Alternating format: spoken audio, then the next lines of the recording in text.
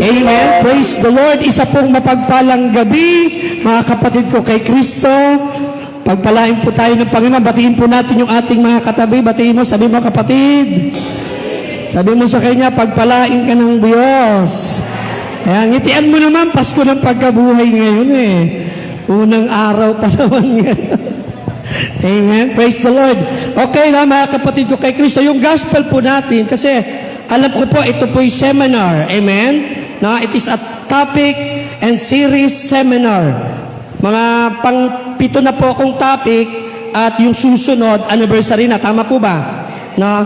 Kaya ang babasahin ko pa din po sa inyo yung Sunday Gospel. Amen po. No, tayo po tayo, manatili po tayong nakatayo. Our Sunday Gospel, brothers and sisters, taken from the Gospel of the Lord according to St. John, chapter 20, verse 19, until the following verses. Ebanghelyo ng ating Panginoon ayon kay San Juan, Kabanata 20, talatang 11 hanggang sa mga sumusunod. Papuri sa iyo, aming Panginoon. Nagpakita si Jesus sa kanyang mga alagad. Kinagabihan ng araw ding iyon, ang mga alagad ay nagkakatipon.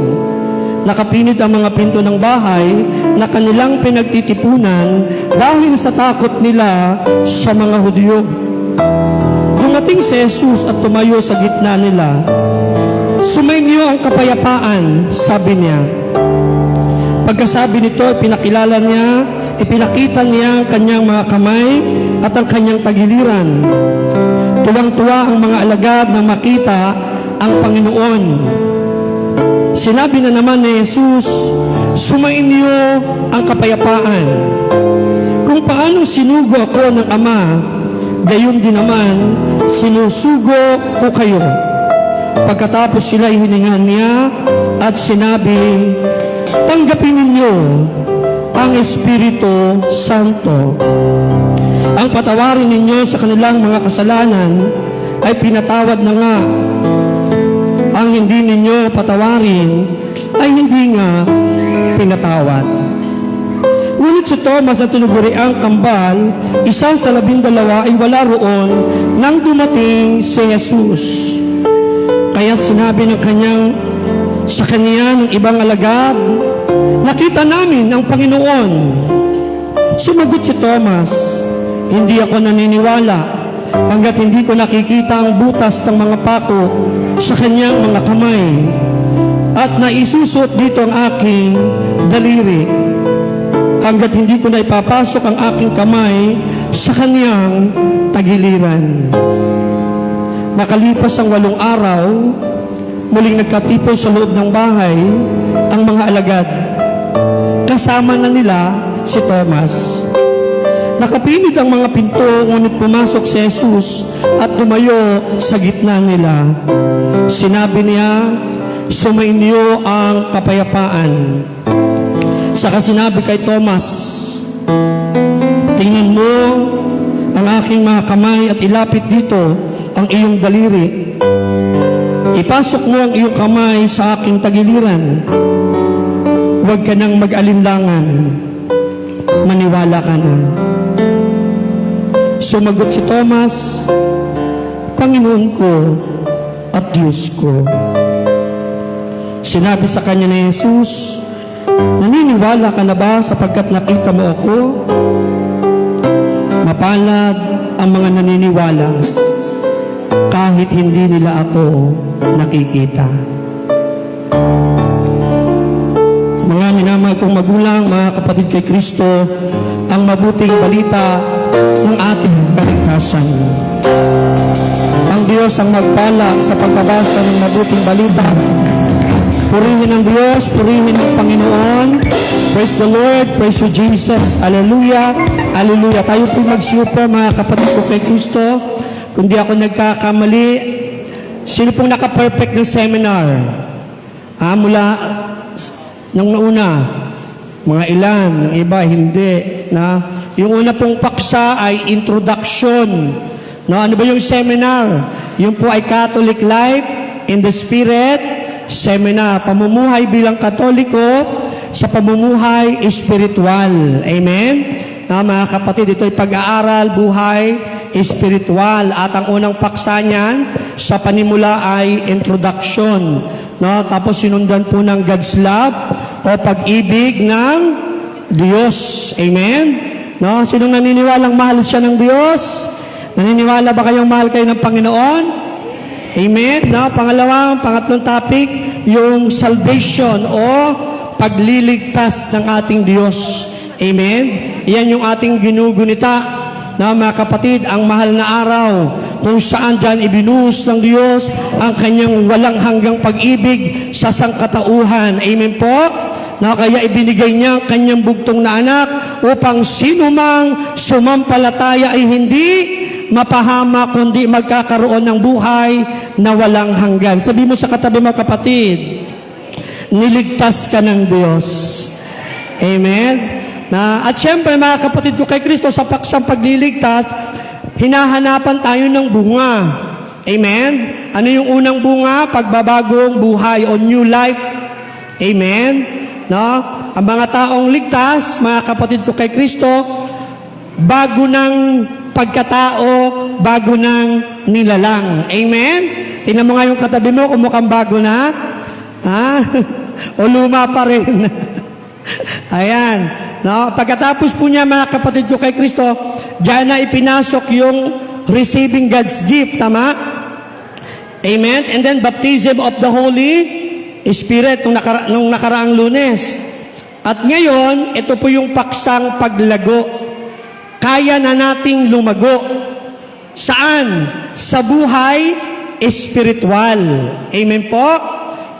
Sa ating buhay pag-espiritual, mga kapatid. Kasi ito, Catholic Life in the Spirit Seminar. Amen? Mapapalago natin ang buhay espiritual, our spirit life, hindi yung buhay karnal. Alam niyo naman yung karnal, di ba? Yung laman. Amen? Ang papalaguin buhay, pakikipag-ugnayan sa ating Panginoon. Amen? Mga kapatid. At ito po yung paksa na naka-assign sa akin, mga kapatid ko kay Kristo. Ang sabi po ng John chapter 15 verse 5, ako ang puno ng ubas, kayo ang mga sanga.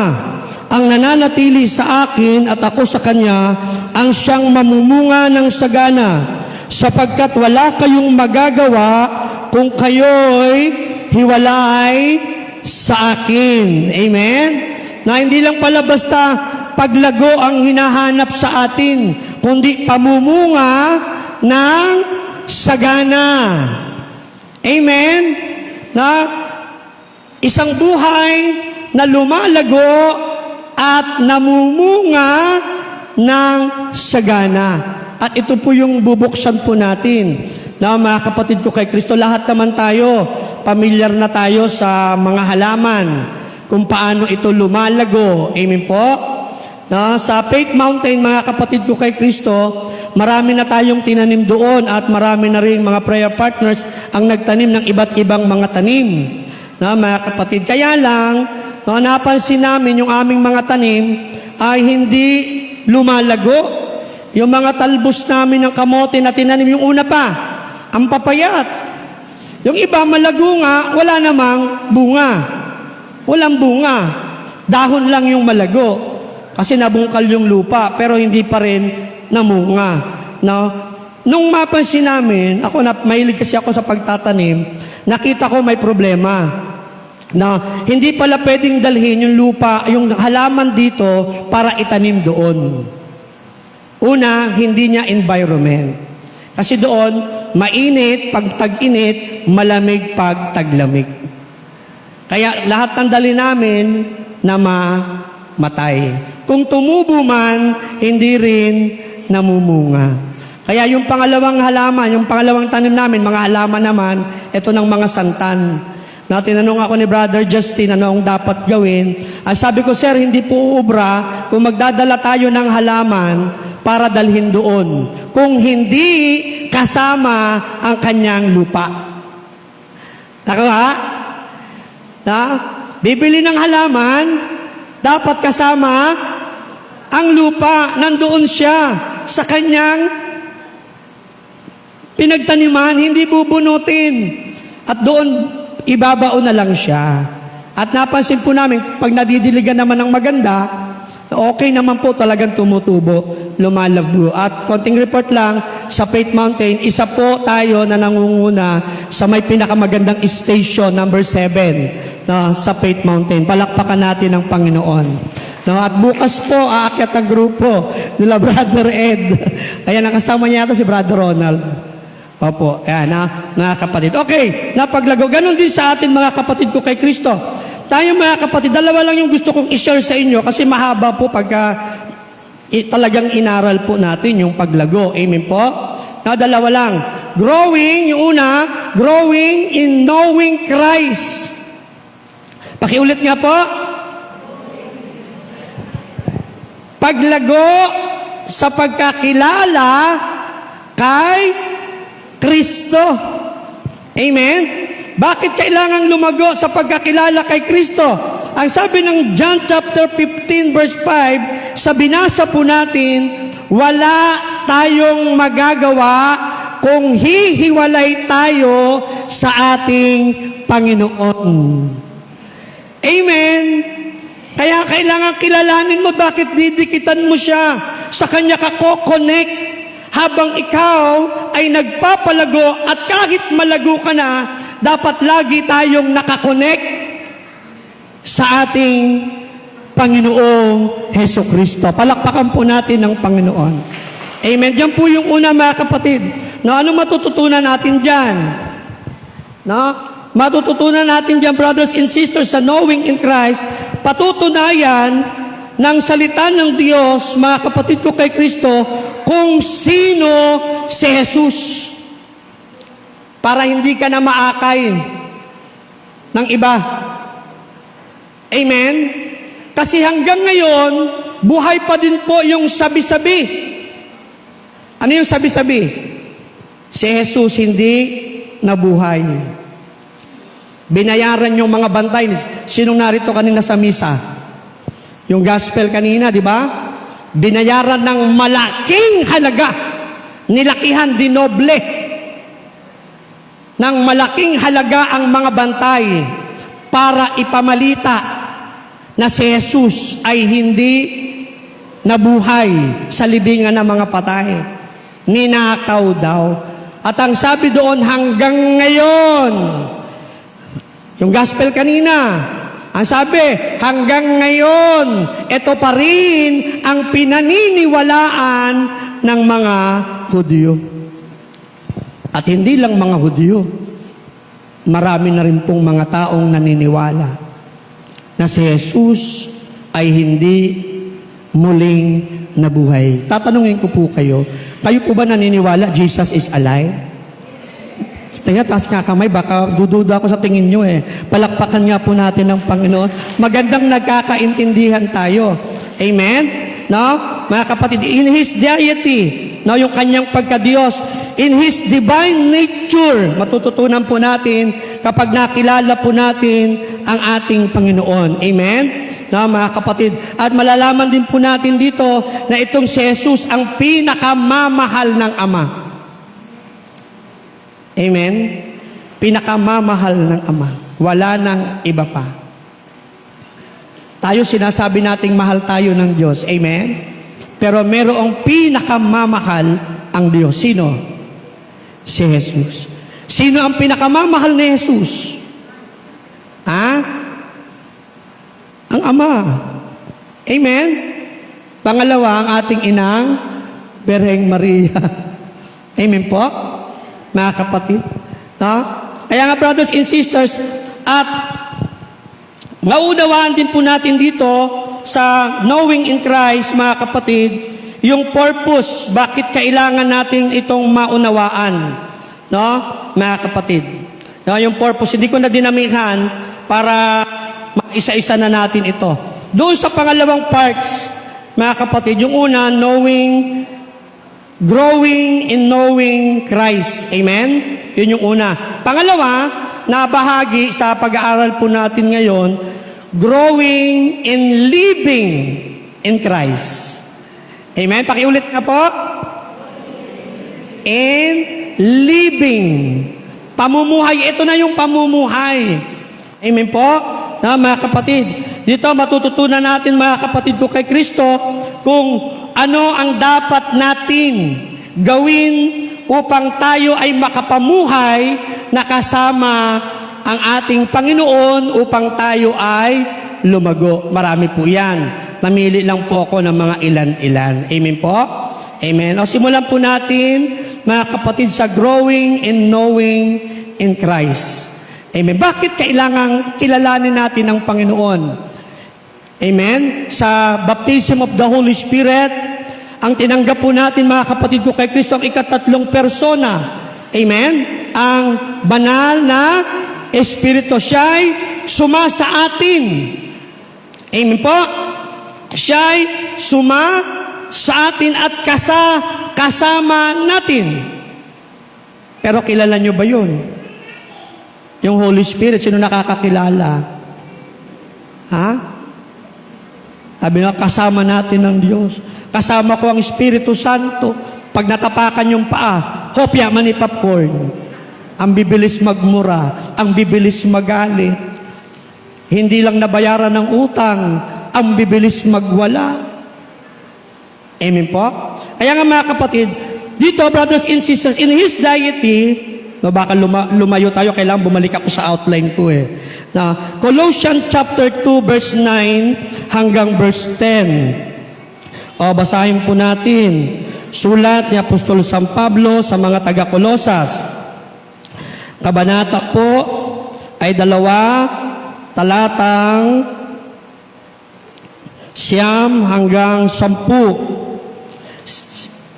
Ang sabi po dito ay ganito.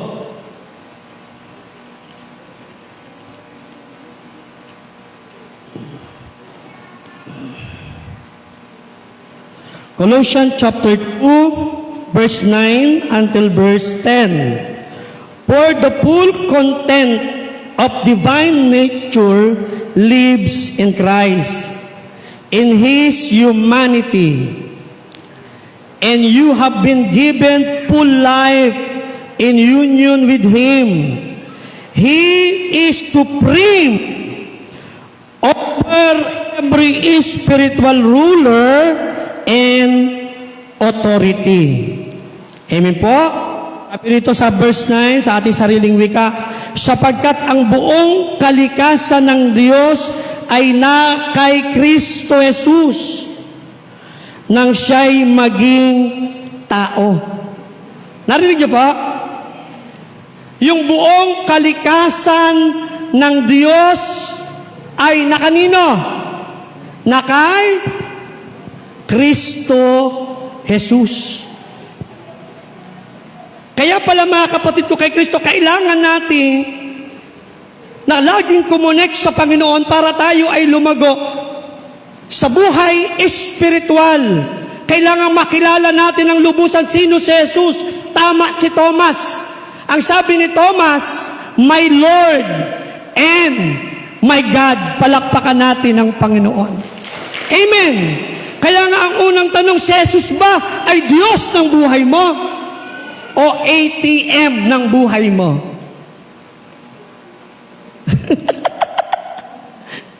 O di ba maraming mga tao lalapit lang sa Diyos kapag kailangan mag-withdraw. Lord, pahingin ito. Lord, pahingin ito. Pero si Thomas, ang ganda ng definition niya na makita niya ang Panginoon. My Lord and my God. Palakpakan natin ang Panginoon. Yung buong kalikasan ng Diyos na kay Kristo Jesus nang siya'y nagkatawang tao. Ang sabi ng Pilipos chapter 2, mga kapatid ko kay Kristo, verse 5 hanggang verse 6, bagamat siya'y Diyos, hindi siya nagpumilit na maging kapantay ng Diyos. Amen. Siya'y nagpakumbaba, namuhay na katulad natin. Kaya nga ang tawag sa Kanya, Son of Man, anak ng tao, anak ni Maria at ni Jose. Bakit itinatago niya, mga kapatid ko kay Kristo, yung kanyang tunay na kalikasan? Amen? Kaya dapat mga kapatid, to knowing Christ, para tayo'y lumago, dapat kilala natin sino ang Jesus na ito. Bakit maging ang kamatayan, ang pagkapako sa krus, hindi na naig sa Kanya? Kasi walang sinumang makatlulupig at makapapatay sa tunay na Diyos. Amen. Purihin natin ang Panginoon. Amen. Dapat maunawaan po natin. Hindi po ito pag-aaral lamang, mga kapatid ko kay Kristo. Ito'y pamumuhay na kasama ang Diyos. Amen? Yes. Kaya natin inuunawa, sino bang Jesus na ito na muling nabuhay? Nagpakita sa mga alagad, nagpakita sa mga kababaihan, nagpakita sa dalawang naglalakad sa Imaos, nagpakita mga kapatid sa 500 katao sa bundok ng Galilea bago siya umakyat sa langit. Sino ang Jesus na ito? Si Jesus ay tunay na Diyos. Palakpakan natin ang Panginoon. Siya ang Diyos natin. Siya ang Panginoon natin. Siya ang sinasamba natin. Purihin natin ang Panginoon. Amen? Kasi hindi tayo lalago kapag hindi po maliwanag sa atin sino si Jesus sa ating buhay. Magpapawendang-wendang ka. Magpapaimportante ka. Babalik at babalik ka sa lumang buhay mo. Bakit? Wala kang ugnayan sa Panginoon. Amen? Kaya dapat maliwanag sa atin. Hello? Hindi po lahat ng sumama kay Jesus nung sa kanyang panahon ay lingkod niya. Hello? Tama? Ang iba at mas marami pa ang espiya. Sabi mo nga sa katabi mo, espiya ka ba? Sumasama kay Jesus, pero hindi nananampalataya kay Jesus. Sino si Jesus? Siya ang tunay na Diyos. Kaya naman mga kapatid, sa John chapter 1, verse 12. Pakiulit. John chapter 1, verse 12. Ang sabi ng salita ng Diyos, mga kapatid ko kay Kristo, ang sino mang tumanggap at nanalig, amen po? Ang sino mang tumanggap at nanalig sa Kanya, kay Jesus, kapag tinanggap natin at nanalig tayo sa Kanya, ang sabi ni San Juan, binigyan ng karapatan na maging anak ng Diyos. Purihin ng Panginoon. Dahil kay Jesus na tunay na Diyos, aking Panginoon, aking tagapagligtas, ako ay napabilang na anak ni Yahweh El Shaddai. Amen. Sabi mo sa katabi mo, maliwanag ba? Amen. Yes, daw mga kapatid, mahaba yung oras Totoo po yan. Dapat maliwanag sa atin yan. Na ang seminar na ito, mga kapatid, inaalis tayo sa pamumuhay na karnal, sa pamumuhay na makamundo, sa pamumuhay ng isipan natin, puro sa sarili lamang natin, para lamang sa kaligayaan ng lama. Inaalis tayo ng seminar na ito at binubuksan tayo sa isang tunay na mundo na kasama ang ating tunay na Diyos, na ating Panginoong Hesukristo. Purihin natin ang Panginoon. Kasi walang say-say po ang seminar na ito kung mag-aaral lang kayo. Tapos, ay alam ko na yan. Alam nyo ba kaya ang daming nagpupunta sa beach pag mahal na araw? Ang daming nagbibidyo okay? Ang daming nagiinuman? Ang daming nagse-celebrate? Wala sa simbahan?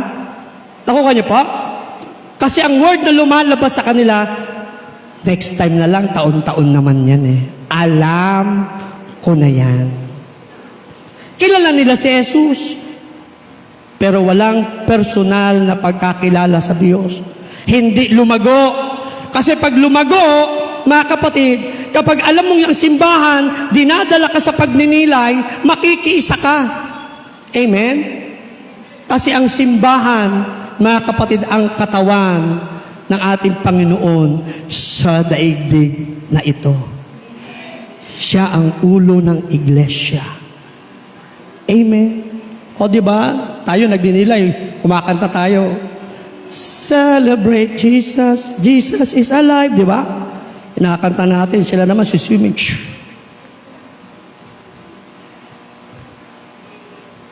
Jesus.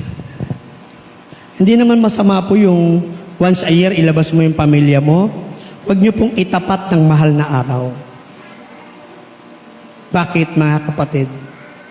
Sapagkat ang mahal na araw, mga kapatid, ito ang pinakarurok na katunayan, ang ebidensya, amen, na tayo ay mahal ng Diyos. Kaya ito'y paulit-ulit at pabalik-balik na binabalikan. Patuloy tayong nire-remind na mayroong tunay na Diyos na nagkatawang tao na inalay ang kanyang buhay para sa iyo, para sa akin, upang tayo ay maligtas. Amen! Purihin natin ang Panginoon. Mga kapatid, ang sabi ng Hebrews chapter 1 verse 23. Mga kapatid, napakahaba ako nito. Ayan. Hebrews chapter 1 verse 2 and 3. Sabi ng verse 2, but in this last day, He has spoken to us through His Son. He is the one through whom God created the universe. The one whom God has chosen to possess all things, all the end. He reflects the brightness of God's glory and His exact likeness of God's own being, sustaining the universe with His powerful word after achieving forgiveness for the sins of mankind. Now, sa sarili nating wika, ngunit ngayon, siya'y nagsasalita sa atin sa pamamagitan ng kanyang anak. Sa pamamagitan ng anak ay nilikha ng Diyos ang sansinukob at siya ang itinalaga niyang magmamay-ari ng lahat ng bagay. Sino? Si Jesus. Amen po? Mga kapatid, ang anak ang maningning na sinag ng Diyos sapagkat kung ano ang Diyos ay gayon din ang anak. Narinig niyo po? Kung ano ang Diyos ay gayon din ang anak. Siya ang nag-iingat sa sansinukob sa pamamagitan ng kanyang kapangyarihang salita pagkatapos niyang linisin tayo sa ating mga kasalanan. Palakpakan natin ang Panginoon. His divine nature. He is, mga kapatid, siya ang maningning. Maganda yung Tagalog eh. Siya ang maningning na sinag ng Diyos. Sa kanya nilikha ang lahat ng bagay. Amen po? Ngayon kung sa kanya nilikha ang lahat ng bagay, siya ang maningning na sinag ng Diyos. Kung ano ang Diyos, sabi niya, gayon din ang anak. Napakahalaga na lagi po tayong nakakonect sa Kanya.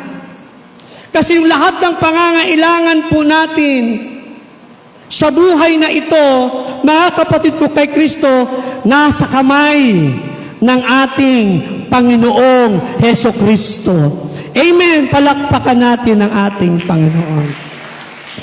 Amen. Sabi mo sa katabi mo, si Jesus, ang maningning na sinag ng Diyos. Kung ano si Jesus, gayon din ang Ama. Kaya pala sabi ng Panginoon, pag nagtuturo sa mga alagad, ako at ang Ama ay iisa. Amen po? Dapat maliwanag sa atin ito, mga kapatid, na yung pangangailangan mo, ano man yang pangangailangan mo ngayon, kagalingan man yan, kwarta man yan, money, datong, unsa man ang imong pangangailangan, ambot sa imo. Huwag na kayong mangita pa sa iba. hanapin natin ang ating Panginoon. Nasa Kanya ang ating mga pangangailangan. Amen? Palakpakan natin ang Panginoon. Yes. Para lumago. Amen po? Para maunawaan po natin na mga kapatid. Ano ang purpose mga kapatid? Bakit kailangan maunawaan natin ito mga kapatid ko kay Kristo? Ano ang dahilan ng Diyos? Nakasulat po yan sa Romans chapter 8 verse 29 na mga kapatid. Para maliwanag po sa atin. Sana nasusulat nyo. Alam nyo, maganda po ito. Hindi ko na po sinunod yung books. Romans chapter 8 verse 29 until sa mga susunod. Ayan. Sabi rito, mga kapatid, ay ganito. Sapagkat sa mulat mula pa'y alam na ng Diyos kung sino ang sa Kanya. Ang mga ito'y itinalaga niyang maging katulad ng Kanyang anak at sa gayon maging panganay natin siya. At ang mga itinalaga niya nung una ay Kanyang tinawag. Ang mga tinawag niya ay Kanyang pinawalang sala. At ang Kanyang mga pinawalang sala ay Kanyang binigyan ng karangalan. Amen? Alam niyo kung bakit tayo naririto? Sino pong nakakaalam bakit po naririto ngayon? Kasi alam ng Diyos, mga kapatid, na ikaw para sa Kanya. Sa mulat-mula pa. Ang sabi ng aklat ni Jeremiah, sa sinapupunan ka pa lang ng iyong ina. Amen po? Hindi pa tayo nabubuong tao. Kapatid ko kay Kristo. Nakatalaga na tayo sa Diyos. Amen. Ikaw, ako, tayong lahat ay para sa Diyos. Kaya dapat maunawaan natin na hindi tayo para sa mundong ito. Kaya pansinin nyo mga kapatid, kahit lumayo-layo ka sa Diyos, pag namroblema ka, saan ang huling tawag mo pa rin? Sa Diyos pa din. Amen? Kahit yung mga kriminal, kahit yung mga drug addict, pag naghihingalo ng buhay niyan, yung huling hininga niyan, saan ang tawag niyan? Sa Diyos. Kahit ang mga professional, kahit ang mga dalubhasa, ang mga magagaling, pag wala na silang magawa, ang sinasabi nila, ipagpasa Diyos. Kasi ikaw, ako, tayong lahat ay pag-aari ng Diyos. Amen? Palakpakan natin ang Panginoon. We are God's created brothers and sisters in Genesis chapter 1. Verse 26, nilikha ng Diyos ang tao, pinagpala ng Diyos. Amen? Hindi ka pa isinisilang pinagpala ka na. Amen? Hindi ka pa pinapanganak, pinagpala ka na. Kaya wag mo sasabihin ang malas ng buhay ko. Alam mo yung mga malas-malas na nagdala niyan, yung mga ganyan eh. At tinan yung mga bahay nyo, may mga ganyan ding iba. Ano yan? Pusoy. Walang swerte, walang malas. Sa mga Chinese lang yan. Amen. Tayo araw-araw, pagdilat pa lang ng mata, pinagpala ka na ni Yahweh El Shaddai.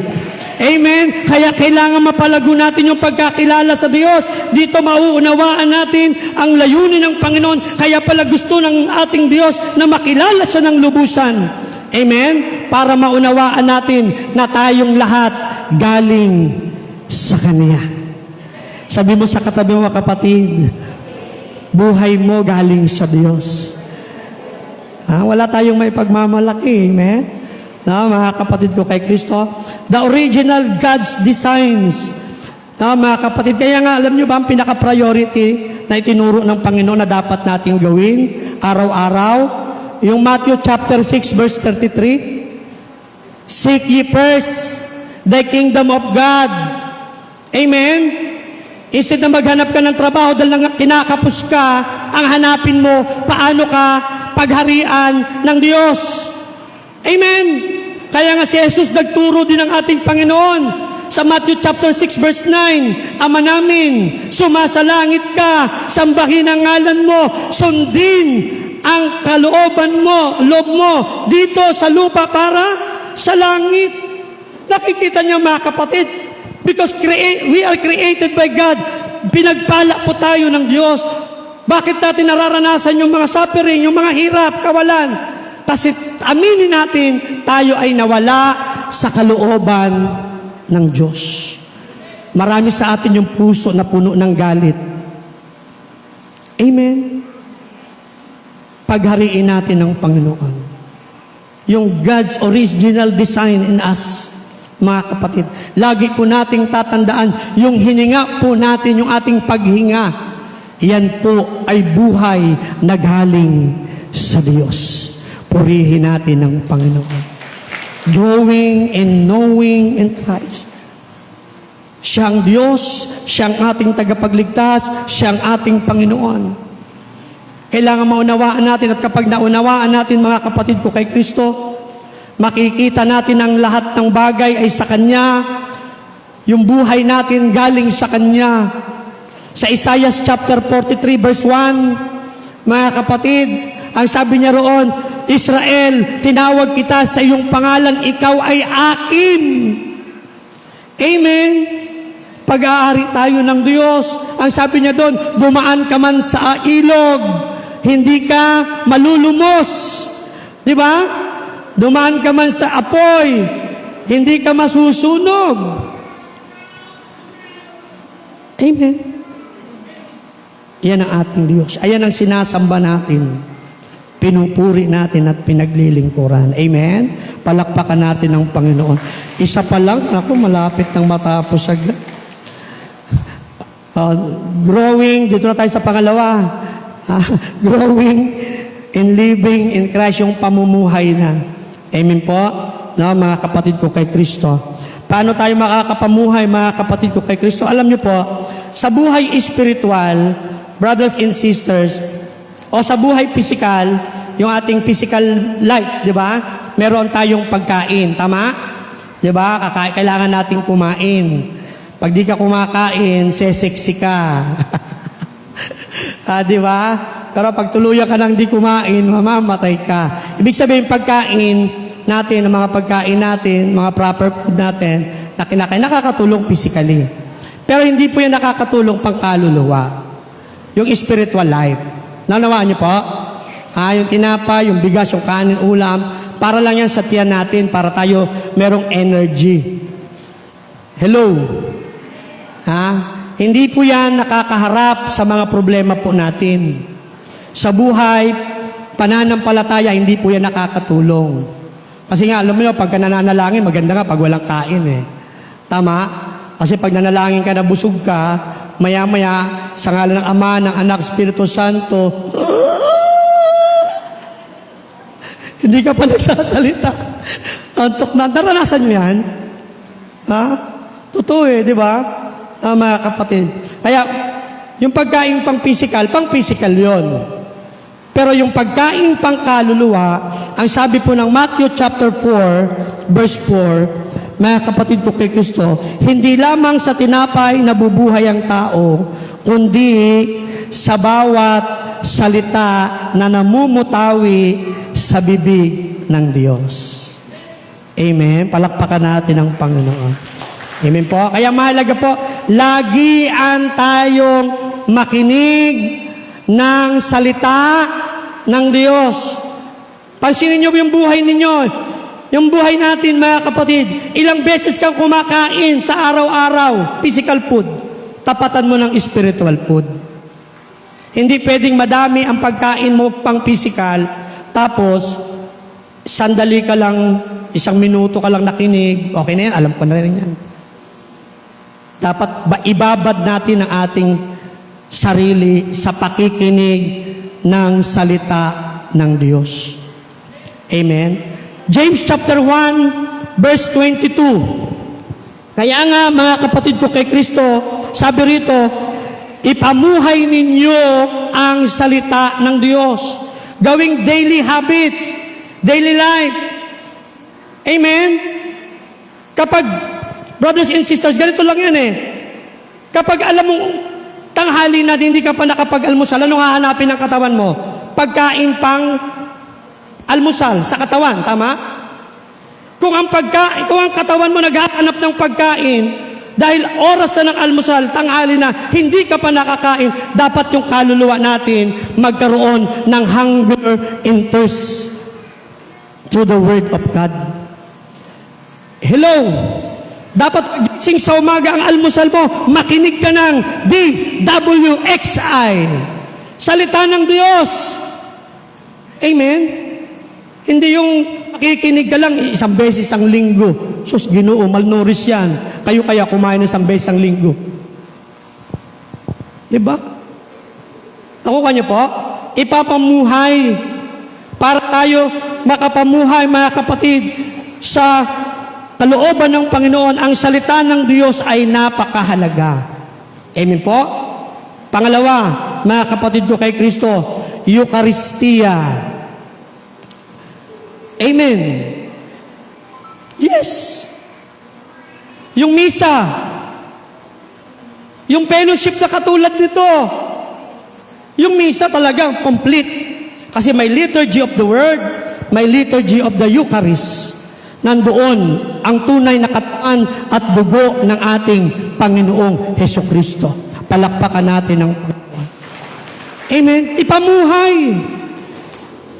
Kung matagal ka ng Katoliko, isang beses ka lang nagsisimba sa isang linggo, dagdagan mo na.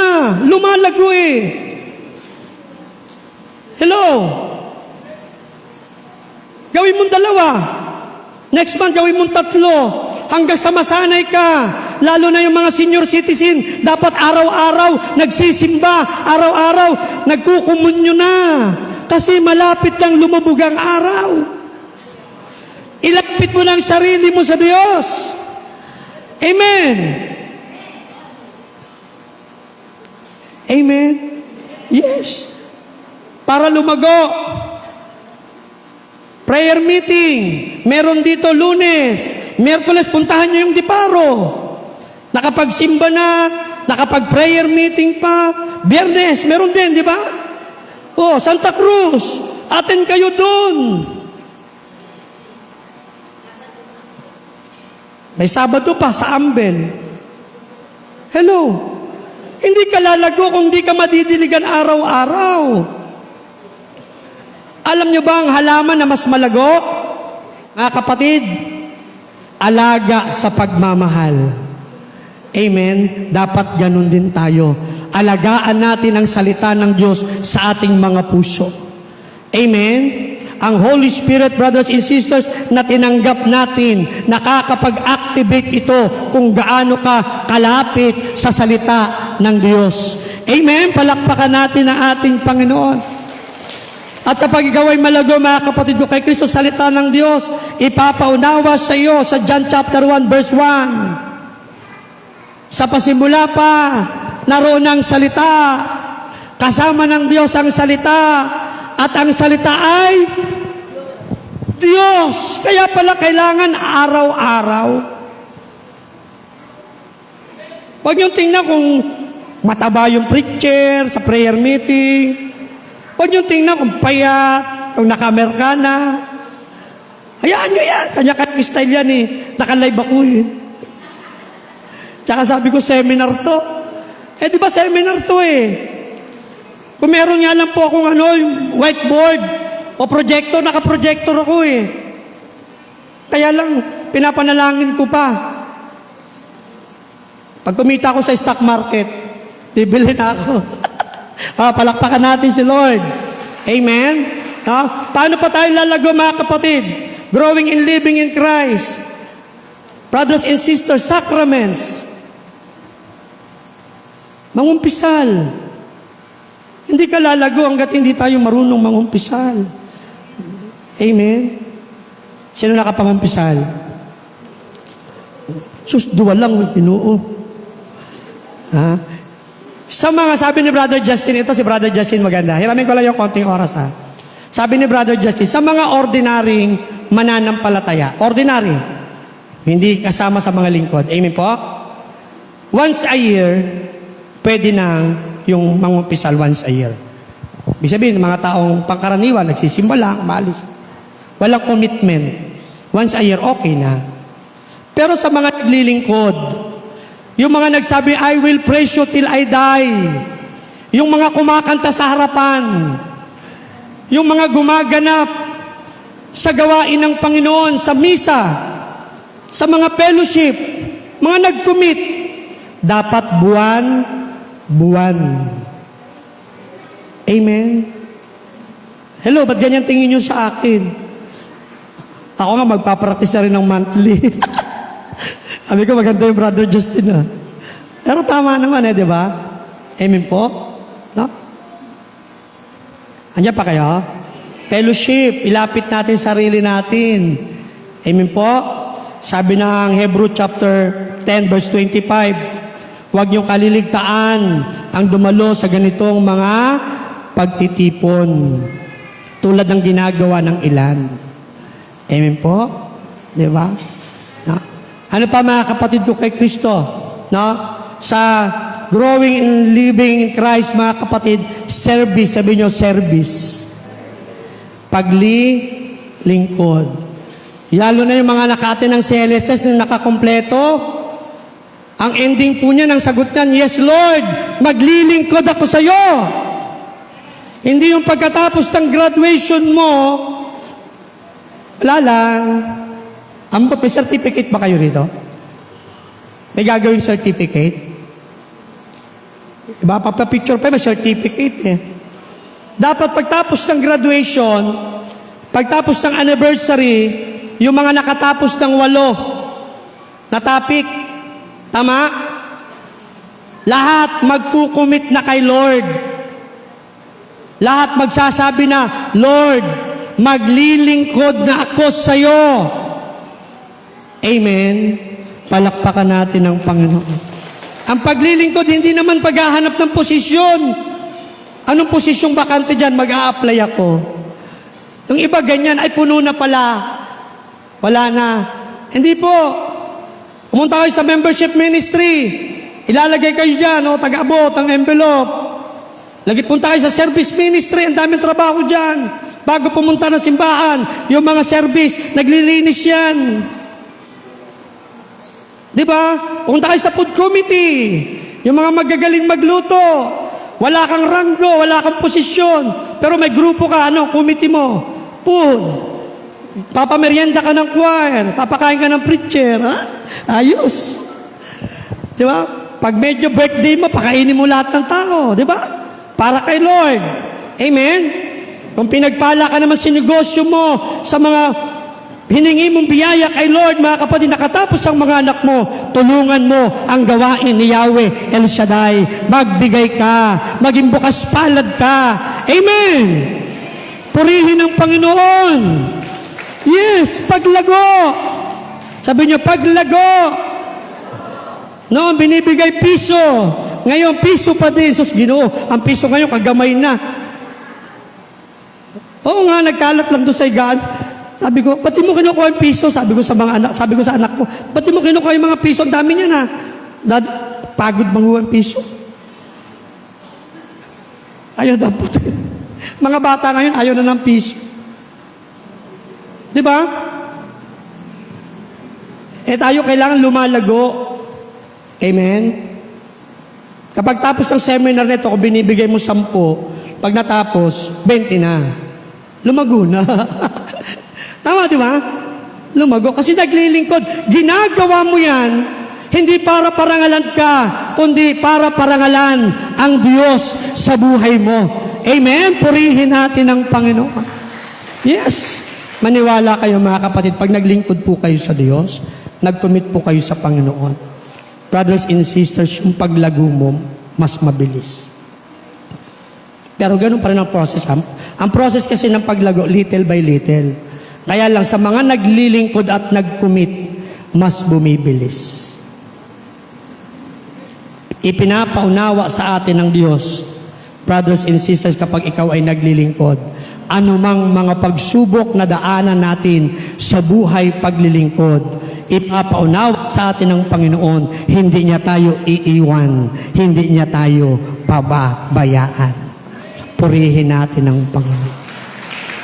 Kaya nga mga kapatid ko kay Kristo, brothers and sisters, kailangan tayo po mismo magkaroon ng spiritual training. Pakiulit, spiritual training. Sa mga naglilingkod, dapat train ourselves. Maghanap kayo ng mga mentor nyo. Yung mga magdi-decide na maglilingkod, huwag kayong maglingkod na sarili nyo lang. Maghanap kayo ng mga mentor nyo, pwedeng obispo, pwedeng pare. Amen? Lalo na pagdating sa mga pagdidesisyon. Hello? Tama? Kailangan matrain po tayo para maunawaan po natin yung ating paglilingkod na ito ay kalooban ni Yahweh El Shaddai. Amen? Palakpakan po natin ang Panginoon. Magsitayo po tayong lahat mga kapatid. Dito ko na po tatapusin, no, mga kapatid ko kay Kristo. Marami pa tayong mga pag-uusapan dyan. Growing in God's wisdom. Amen? No, kasama yan yung principle of God. Dapat mapalago. Amen? Dapat yung mga prinsipyo natin noon mapalitan ng prinsipyo ng Diyos. Hello?